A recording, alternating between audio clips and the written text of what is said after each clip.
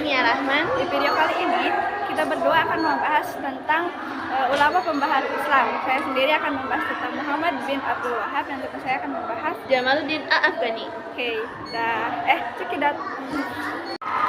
Yang pertama saya akan membahas tentang Muhammad bin Abdul Wahab. Muhammad bin Abdul Wahab adalah seorang ulama dan reformis Islam dari Najd, Arab Saudi.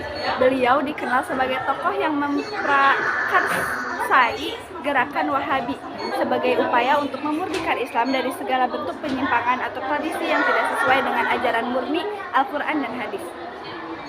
Adapun biografi dari Muhammad bin Abdul Wahab ini, beliau lahir pada tahun 1703 di Uyaina, sebuah wilayah di Najd, Arab Saudi. Keluarga beliau berasal dari keluarga ulama yang terpelajar, sehingga sejak kecil Muhammad bin Abdul Wahab ini sudah terbiasa belajar agama. Pendidikan beliau juga berguru kepada banyak ulama di berbagai tempat, termasuk Madinah, Mekah, dan Basra. Sekitar tahun 1740-an, beliau mulai menyebarkan gagasan reformasi agama yang mendekatkan pentingnya kembali kepada ajaran Islam yang murni.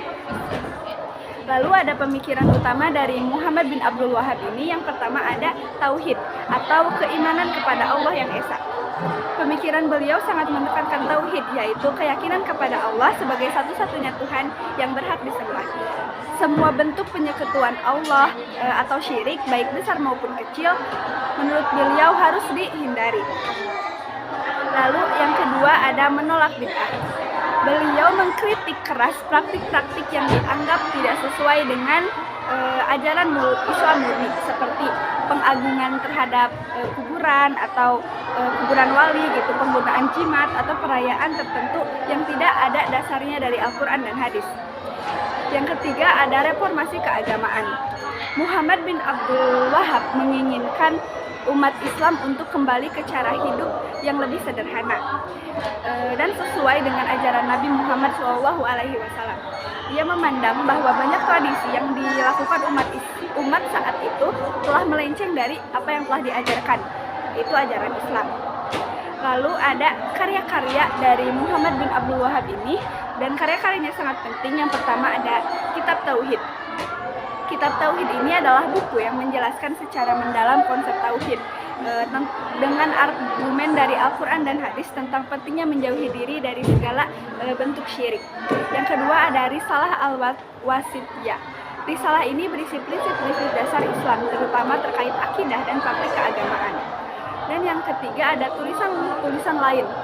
Selain dua karya tersebut, beliau juga menulis berbagai risalah tentang fikih, akhlak, dan nasihat-nasihat keagamaan.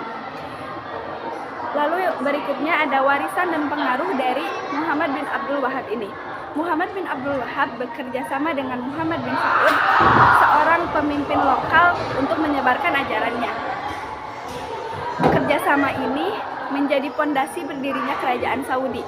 Hingga hari ini, ajaran beliau terus menjadi inspirasi bagi sebagian umat Islam yang ingin menjadikan atau menjalankan Islam dengan murni, walaupun tidak lepas dari kritik, karena dianggap terlalu tegas dan kurang toleran terhadap perbedaan pendapat. Cukup sekian yang dapat saya sampaikan. Semoga apa yang saya sampaikan dapat dimengerti. Baik, dilanjut oleh teman saya. Bismillahirrahmanirrahim. Untuk selanjutnya adalah tokoh Jamaluddin Al-Afghani. Jamaluddin Al-Afghani adalah tokoh yang hidup pada masa tahun 1838 hingga 1897. Ia adalah seorang pemikir, ulama, sekaligus aktivis Islam yang berasal dari kawasan Persia yang sekarang dikenal dengan Afghanistan. Ia dikenal karena upayanya dalam perjuangan pembaharuan dan kebangkitan dunia Islam melalui pemikiran yang progresif dan penentangannya terhadap imperialisme Barat. Adapun ide pemikiran beliau ialah yang pertama ada pembaruan Islam atau islah dan modernisasi.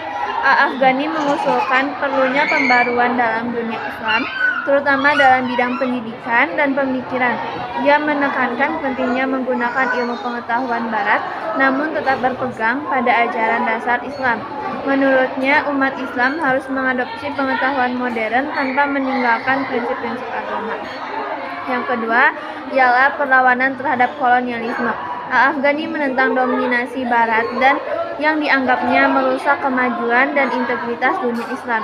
Ia mengajukan bahwa untuk melawan penjajahan, umat Islam harus bersatu, mengembangkan kekuatan intelektual dan mengatasi kelemahan internal. Lalu untuk yang ketiga ialah pan-Islamisme. Al-Afghani memperkenalkan gagasan pan-Islamisme, yaitu pemikiran bahwa umat Islam di seluruh dunia harus bersatu melawan penjajahan dan dominasi Barat. Ia berpendapat bahwa persatuan umat Islam akan menjadi kekuatan besar dalam menghadapi tantangan zaman. Yang keempat ialah pentingnya rasionalitas dan ilmu pengetahuan. Al-Afghani mendukung penggunaan akal dan logika dalam memahami ajaran Islam. Ia percaya bahwa rasionalitas dan ilmu pengetahuan dapat membawa kemajuan tanpa harus mengorbankan nilai-nilai agama. Hal ini membuatnya berpandangan lebih terbuka terhadap sains dan teknologi. Adapun karya-karya beliau menafsirkan Al-Quran dan karyanya tafsir Al-Quran. Di dalamnya beliau mengungkapkan tentang tafsir Al-Quran dan hubungan antara agama dan ilmu pengetahuan. Yang kedua dari Risalah fi al-Ijtihad wa at-Taqlid. Dalam karya ini, Al-Afghani menekankan perlunya ijtihad, penafsiran bebas dalam Islam yang berlawanan dengan tradisi taklid atau mengikuti pendapat para ulama sebelum tanpa mengetahui asal-usulnya. Lalu yang ketiga adalah artikel dan esai. Selain karya-karya besar, Al-Afghani sering menulis banyak sekali artikel dan esai yang dipublikasikan di berbagai surat kabar dan jurnal pada masa itu, terutama yang berkaitan dengan pembaruan sosial dan politik dunia Islam.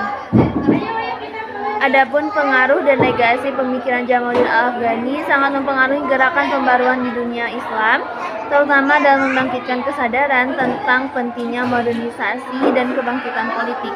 Banyak tokoh-tokoh intelektual dan pemimpin politik seperti Muhammad Abduh, muridnya, dan Sayyid Qutb yang terinspirasi oleh gagasannya. Ia dianggap sebagai pelopor dalam merintis jalan bagi pergerakan Islam modern.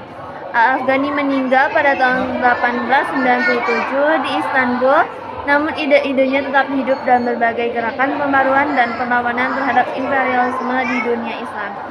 Sekian yang dapat saya sampaikan. Terima kasih. Guys, terima kasih. Bye-bye.